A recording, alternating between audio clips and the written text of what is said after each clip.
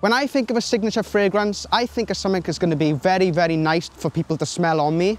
And also I think of something very versatile and something that doesn't get boring to my nose too. In no particular order, these are my sexy signature fragrances. The first fragrance I'm going to mention is Goodlife by Davidoff. It opens with a bright, green, fresh, leafy accord, blending in with a very nice, manly, sweet aftershave vibe. It's very complex to my nose, but it's very simple at the same time. It's very light and airy, and it's so inoffensive. I think the aftershave accord in the dry down makes it my choice for a sexy signature fragrance, which I think will work really well in spring and summer days. The next fragrance I'm going to mention is a classic, Creed Aventus. This is a true king of the fragrance community. A sweet, crisp, fresh burst of roasted pineapple and blackcurrant that slowly transforms into a mossy, creamy, vanilla-y, masculine fragrance. There are hundreds of pages of batch discussions. It's either going to be stronger, weaker, more fruity, more smoky, or more woody. It's going to be one of them. This is one of my favourite fragrances, and I think it's a true signature for men. Since I've mentioned Aventus by Creed, I have to mention these two fragrances. Pineapple Vintage Intense by Parfums Vintage and Club de Nuit Intense Man by Armaf. It has a strong synthetic citrus opening that turns into a sort of woody, mossy fragrance. When you smell this for the first time, you might find it unbearably harsh. I did. I wasn't a fan of it when I first tried it a few years back. After you wear it for a few weeks, it really does grow on you.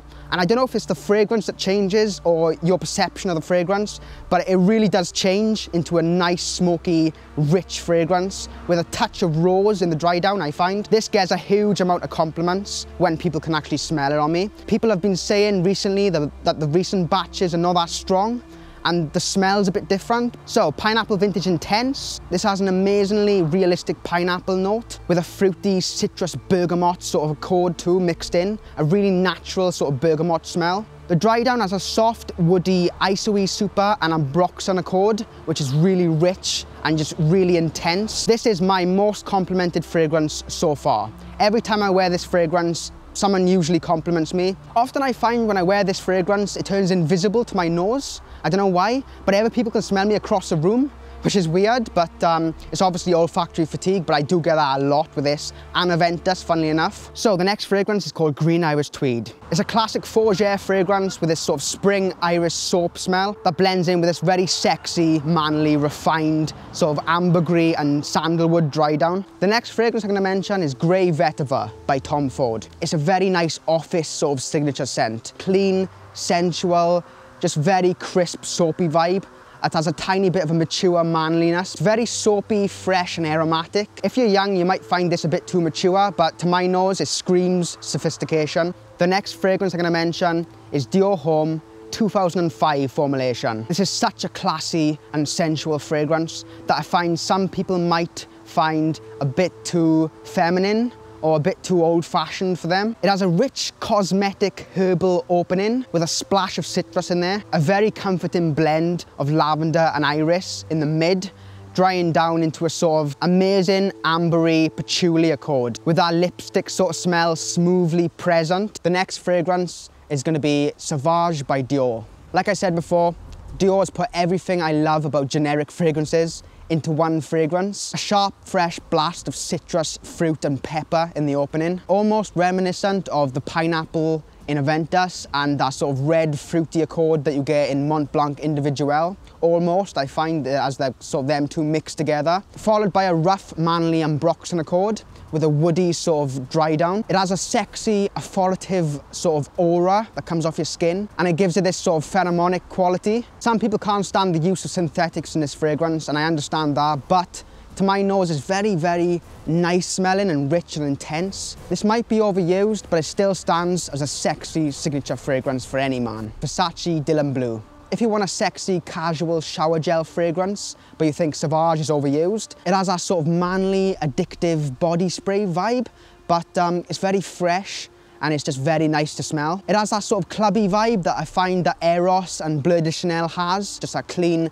aftershave vibe. It has great performance on my skin, but not as much as Sauvage. It might be a bit too synthetic or department store smelling for some people. CH Men by Carolina Herrera. This is a sugary, grassy, leathery masterpiece, and I know some fragrance connoisseurs might laugh at me calling this a masterpiece. I really, really do get transported back every time I smell it.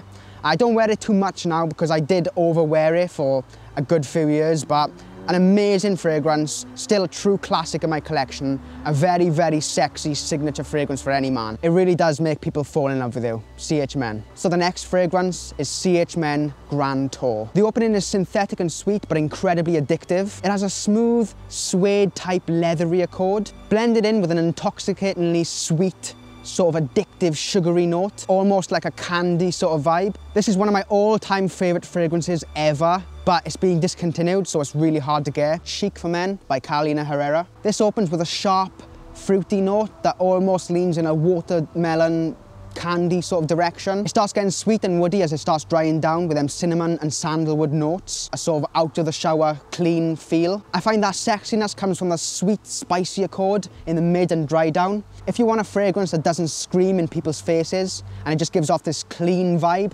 this is a perfect fragrance for that. The next fragrance is Dior Homme Sport 2012 Formulation. I love that fresh ginger and citrus opening that blends masterfully with that sort of cedarwood dry down. If you're a boss or something, I think, you know, bosses in their work would really pull this off well, because it gives that sort of clean yet very, very powerful sort of vibe. Nuit de l'Homme Frozen Cologne by Yves Saint Laurent. It opens with a sharp, sweet, icy sort of geranium note. It takes that sexy, sweet spiciness from the original Nuit de l'Homme, that woody sort of accord, and it adds a layer of mysterious, romantic sort of florals, drying down into that warm, woody Nuit de l'Homme spiciness. Dolce Gabbana The One EDP, grapefruit, tropical opening. The dry down brings this sort of rich, manly tobacco note, and it's very spicy and it's just so amazing to smell. A slight bit of sweetness going on with that tobacco just makes it a manly but not mature smell. It's not too mature. I think this is one of the sexiest smells to ever exist, apart from the original formulation of Nuit de l'Homme. The next fragrance is Prada L'Homme. This is such a soft, powdery, seductive fragrance. It's unreal, guys. The opening is quite sharp, but it has this sort of peppery, soapy, elegant sort of vibe. The dry down brings this really warm, smooth iris and amber accord. It's very simple, yet it has a bit of depth, just enough to make you fall in love with it. The next fragrance is called Platinum Egoiste by Chanel. The opening has a sort of metallic, classic barbershop vibe in there, a bit floral, but very manly with that sort of geranium and that lavender sort of classic sort of manly smell. I can't describe it, but it's very rich.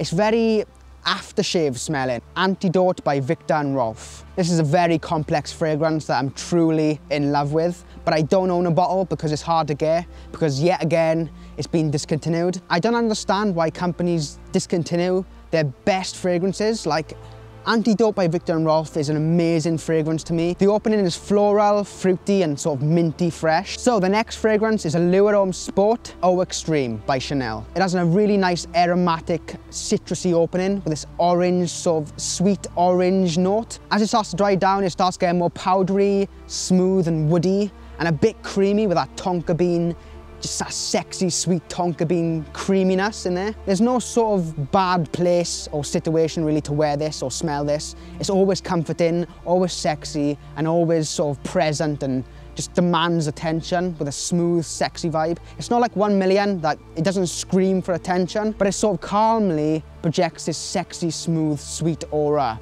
that's not demanding at all, but very, very attention-grabbing. It's not very sporty, as the name suggests. It's more sweet, clubby, calm, relaxing, casual, but this fragrance is absolutely gorgeous. Thanks for watching, as always. Don't forget to like, comment, and subscribe down below. And as always, guys, I'll see you all in the next video.